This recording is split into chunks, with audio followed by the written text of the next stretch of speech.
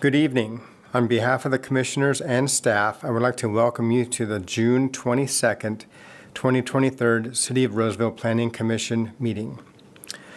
Please put all electronic devices on silent at this time, and agendas are available at the end of the staff table.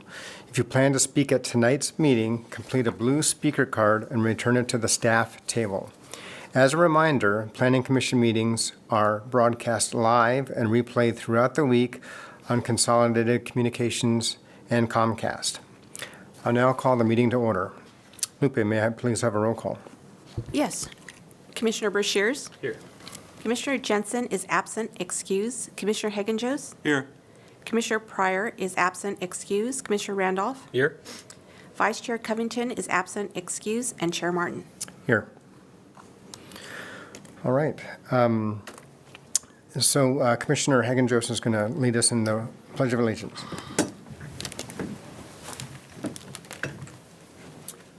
I pledge allegiance to the flag of the United States of America and to the republic for which it stands, one nation, under God, indivisible, with liberty and justice for all.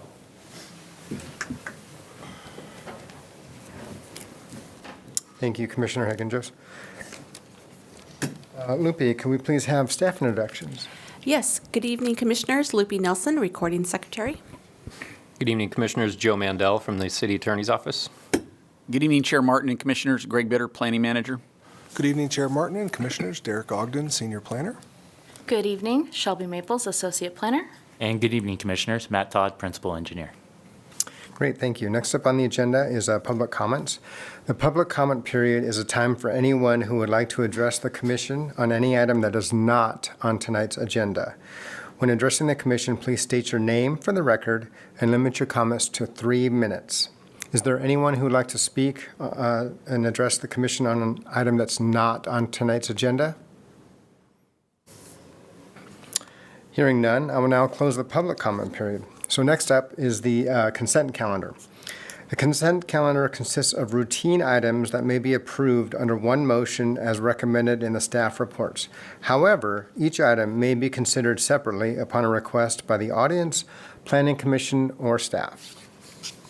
Tonight's consent calendar consists of one item. Item 5.1, the minutes from May 11th, 2023 Planning Commission meeting. Is there anyone on the Commission or in the audience who would like to pull this item off the consent calendar for separate discussion? Hearing none, may I have a motion to approve the consent calendar as listed? I'll make a motion. Second. All right. We have Commissioner Brashears has made the motion, and Commissioner Randolph has seconded the motion. Can I get a roll call, please? Yes. Commissioner Randolph? Yes. Commissioner Brashears? Yes. Commissioner Hagenjos? Yes. And Chair Martin. Yes. The motion is approved. Next up on the agenda is the requests and presentation. Before we begin, I want to review the meeting procedures. First, we will hear the staff presentation, then I will take questions from the Commission, then I will open up the public hearing, then the applicant will make a presentation, then I will open the public comment period, and the public will have an opportunity to speak. Then I will close public comment, and if needed, the applicant will be given an opportunity to provide a rebuttal. Then I will close the public hearing. Then Commission may ask questions of staff. And finally, the Commission will consider this item and make a decision based upon information provided in the report from staff and the testimony presented during tonight's hearing. So first on the agenda is item 6.1. It is a request to adopt the Be Shine Car Wash Mitigated Negative Declaration and Mitigation Monitoring and Reporting Program. Recommend that the City Council approve a rezone and Planning Commission approve a conditional use permit and design review permit for 1100 Orlando, for the record, file numbers PL 22-316. Shelby, can we have your presentation, please? Yes, you may. Good evening, Chair Martin and Commissioners. My name is Shelby Maples, and I have a presentation for you on the proposed Be Shine Car Wash. The project is located at 1100 Orlando Avenue. This site is occupied by a vacant restaurant building, which is comprised of both the building and relocated train cars, formerly known as the station. The freeway on-ramp to I-80 is located on the north side of the site, as well as Auburn Boulevard to the west and Orlando Avenue borders the site to the south and east. There are commercial businesses and then the residential subdivision also to the east. The proposed project includes a rezone, which would change the zoning designation of the site from neighborhood commercial to community commercial. Community commercial allows a broader range of commercial uses, but in this case would allow the project for a car wash with a conditional use permit. The CC zoning is also consistent with the commercial properties to the east. The project does also include a conditional use permit to allow a car wash in the CC zone, as well as a design review permit to construct the 4,542 square foot car wash with 22 vacuum stalls, parking, and other site improvements. The proposed hours of operation for the car wash are 8 a.m. to 9 p.m. daily. Here's the site plan for the proposed project. Access to the site will be provided via a driveway that's on the northeast side of the site, where the existing southern driveway will be restricted to emergency vehicle access only. Customers will access the drive-through tunnel through one of the 3 stacking lanes on the north side of the building. The proposed project exceeds the minimum required 150 feet of vehicle stacking. So after using the car wash tunnel, the customers will then use the vacuums that are located to the south of the car wash tunnel. There are 22 vacuum stalls and 9 regular parking stalls. The proposed project meets the redevelopment standards for the site, with the exception of the landscape planter depth along the front of the property, and that's primarily due to the unusual shape of the parcel. These are the elevations for the proposed car wash tunnel. This is the south elevation, which faces Orlando. The car wash tunnel incorporates a variety of materials, including stucco, stacked stone, metal accents, and a standing seam metal roof. The colors include gray tones for the stucco and stone, with yellow as an accent color. The tunnel opening have a tower feature and a honeycomb detail that represents the business brand. The vacuum stalls also include a knee wall, which will shield that vacuum area, which uses the same stacked stone as the main building. The colors, variety of materials, and overall design are consistent with the community design guidelines.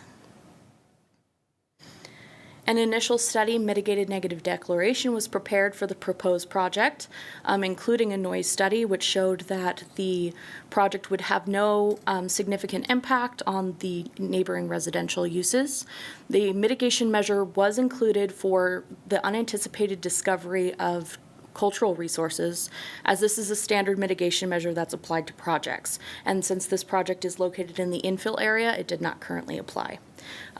There were no significant impacts found for the project. And with mitigation, it was reduced to less than significant levels. Early notification of the public project was posted on the Arcona website. The neighborhood meeting was held on February 15th, 2023, and no one attended the meeting. Notice of the project was published in the Press Tribune, sent to neighbors within 300 feet of the site, and posted on the Arcona website. Although staff did correspond with one neighbor, they did not provide comments on the project, they just had questions.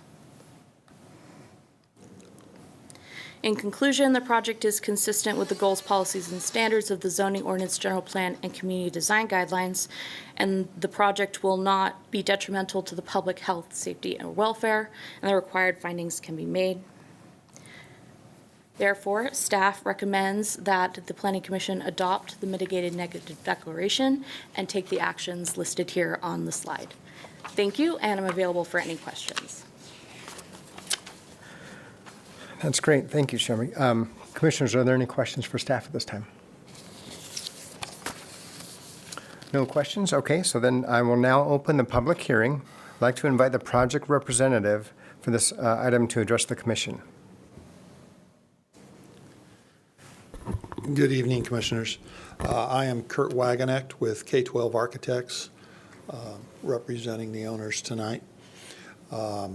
They are all in agreement with the conditions that we've been working with Planning Department on, and are looking forward to getting started to build this building, so. I don't have any further questions. Selby did a great job introducing the project. If you have any questions, I'm available to answer them. Thank you, Kurt. Commissioners, are there any questions for the project representative at this time? No? Okay, thank you. I will now open the public comment period. Is there anyone from the public who would like to come forward and address the commission at this time? Seeing none, I will then close the public comment period. And then I would like to ask if there's any additional questions that have come up in that period that we just had from the commissioners to the staff. No? Okay, now I will now close the public hearing. So would anyone like to make a motion on this project? I'll move that we adopt the Be Shine Car Wash Mitigated Negative Declaration and Mitigation Monitoring and Reporting Program, and recommend that the City Council adopt the findings of fact and approve the rezone. That they adopt the findings of fact as stated in the staff report and approve the conditional use permit, and adopt the findings of fact as stated in the staff report and approve the design review permit. This is for infill PCL 229, also file number PL 220-0316. All right, Commissioner Hagen-Jost has made the motion, and Commissioner Brashears has seconded the motion. Can we get a roll call, please? Yes. Commissioner Brashears? Yes. Commissioner Hagen-Jost? Yes. Commissioner Randolph? Yes. And Chair Martin. Yes. The motion is approved. There's a 10-day appeal period for this item. Thank you. Okay, next item up on the agenda is item 6.2. It's a request to approve a major project permit Stage 1 modification and major project permit Stage 2 for 1698 Freedom Way, for the record, file number PL 22-0397. Shelby, can we have your presentation, please? Yes, you may. The proposed project is the Homewood Suites Hotel, located on the Parcel 49 Freedom Point site. The address is 1698 Freedom Way. That's Lot 9, Parcel 1 of the Parcel 49 site, which is located south of the Topgolf facility and includes a large portion of the site underneath the power line corridor. The site is also adjacent to a city-owned bike trail along a residential neighborhood to the south and includes connections to Summerhill Park. The proposed project would modify the major project permit Stage 1 to replace the existing allowed 40,000 square foot of retail for Pad P with a 79,260 square foot hotel. This would also modify the phasing of the Parcel 49 development and increase the overall square footage by 39,260 square feet. The project also includes a major project permit for the hotel, which is 4 stories in height with 115 guest rooms, and there are a total of 118 parking spaces proposed on the parcel. Here's the site plan for the proposed project. Primary access to the site would be provided via the extended drive aisle, which is located underneath the power line corridor. There's secondary access to the site from the existing parking area to the north, and the site also includes an emergency vehicle access point which connects to the south. The building is oriented with the bulk of the building facing the Topgolf facility and is an L shape, as you can see here on the slide. The proposed hotel has a modern architectural style and is designed to complement the existing development on Parcel 49. The color palette's a mix of warm, neutral tones, and the facade uses materials such as wood grain, horizontal cement cladding, cement plaster, brick veneer, and anodized aluminum to provide visual interest. The overall building is approximately 45 feet in height and 54 feet to the top of the tower feature. It is consistent with other developments in the Parcel 49 site, and it is consistent with the community design guidelines. An addendum to the previously adopted Bayside Church Topgolf Mitigated Negative Declaration was prepared to evaluate the proposed project, which did include an increase in square footage and a change of use from retail to hotel. No new or substantially more severe environmental impacts were identified, and the project was found to be within the scope of the previously adopted document. There were several opportunities for public outreach on this project. The applicant did meet with representatives from the Highland Reserve Neighborhood Association in February of this year, and then a neighborhood open house was held on March 16th. The primary discussion topics included access, landscaping, grading, the hotel operations, the adjacent trail, and visuals from the neighborhood. There were 5 attendees to the open house with 1 letter received. The letter did talk about the landscaping primarily, as well as interest in a berm. Notice for the Planning Commission hearing was sent out to the same neighbors within 300 feet, as well as posted on the Arcona website and in the Press Tribune. No new comments were received after the publication of the project notice. I would like to note that Condition 62 was implemented to replace dead landscaping, which was one of the concerns that was mentioned at the neighborhood meeting, and staff has been discussing with Parks replacement of landscaping along the bike trail. So in conclusion, the project is consistent with the goals, policies, and standards of the zoning ordinance, general plan, and community design guidelines, and the project will not be detrimental to the public health, safety, or welfare, and the required findings can be made. Therefore, staff recommends that the Planning Commission consider the addendum and take the actions recommended here on your slide. And I'm available for any questions. Thank you, Shelby. Commissioners, are there any questions for staff at this time? I just had some comments or questions. So the letter came in obviously about the berm. There's a large buffer between, at the PUE, the easement underneath the utility lines. So that's going to be a landscape element. And then on top of that, behind that, between the residential and the PUE is the bike path, which has some existing landscaping, correct? So That's correct. there's a large buffer zone. And even though this is an L shape and the pool and the noise area is kind of facing and would be bouncing towards the residential, there's a substantial area, including a parking lot, with all of the additional landscape buffer. So it's providing a substantial amount of buffer zone between the hotel and the residential area. So it sounds like that the letter, they were discussing the items with you, and they seem like the project is meeting their ideas, per se. It doesn't. I think they may have been interested in additional, but we have been working to address the existing condition of the landscaping, Yeah. and the total distance is about 270 feet. Yeah.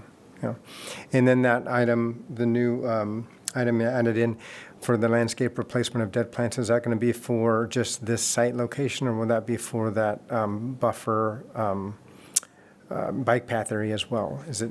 We have not conditioned the developers to replace landscaping on the city-owned property, but I have been coordinating with the Parks Maintenance and Open Space Divisions for them to move that towards the top of the docket. Okay, so this item was going to be for this specific site only then? Yes. Right, yeah, okay. That's all I had. Thank you, Shelby. Okay, no other questions for staff at this time? Okay, I will now open up the public comment period. Is there anyone from the public who would like to speak or come forward and address the commission at this time? Well, open the public hearing too. Public hearing, excuse me. I'm sorry. I'd like to open the public hearing. So I'd like to invite the project representative to come and speak and address the commission at this time. Good evening, Commissioners. I'm Chris Stewart on behalf of Core Hotels, the developer, and Sam Patel from Core Hotels is with me tonight, and also John Stewart, who represents the Freedom Point Association, which is the larger association for Parcel 49, and he can address your questions regarding the overall project and also the hotel operations. Thanks, Shelby, for working with us. We're in agreement with the conditions and also the condition regarding landscape. We understand what we need to do there. Okay. Great. Is there any questions for the project representative at this time from the commissioners? I'd just like to add, Chair, that I had an opportunity to speak with Chris, and she was able to answer my questions about the landscape. Okay. I feel confident that they're prepared to address the issues, at least from my perspective. Okay. So, yeah, I appreciate your time, Chris. Thanks, Chris. Appreciate it. Okay, now I would like to open the public comment period.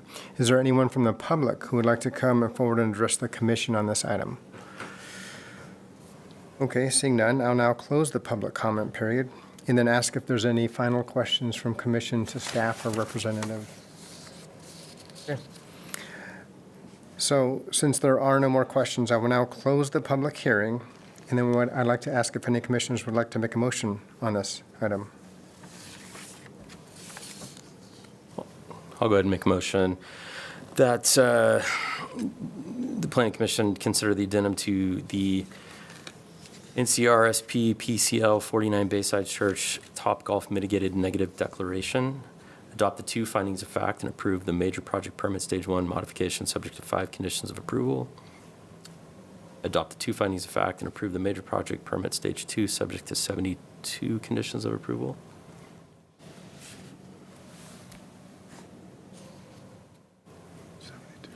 And then there's one other, adopt the lot line adjustment.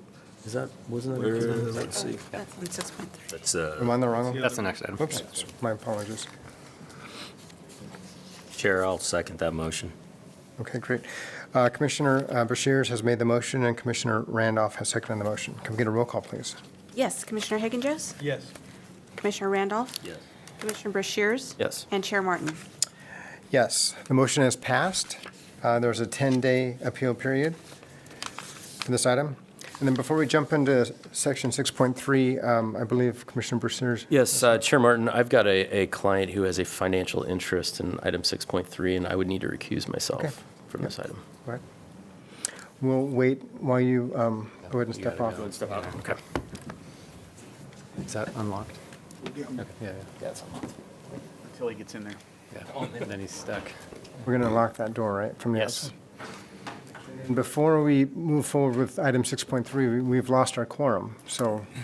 Chair Martin, so we do not have a quorum to take any action on this item tonight. So I can tell you that the applicant did submit a letter. They knew that we were going to be close on a quorum, and they submitted a letter asking for a continuance to July 13th. Since you can't take action on this, I can let you know what the next steps are going to be, is that we will be preparing a new notice for the Press Tribune that will be published next Friday, noticing the Erickson project, PL 22-0207 for July 13th. We'll also be sending out notices to everybody who owns property or lives within 300 feet of the project. So this will be on your July 13th agenda. And that's all I can say tonight. Okay, all right. Then, before we jump to the next item, because that would close out all of our items in the request for presentations, if we could bring Commissioner Brashears back, yes.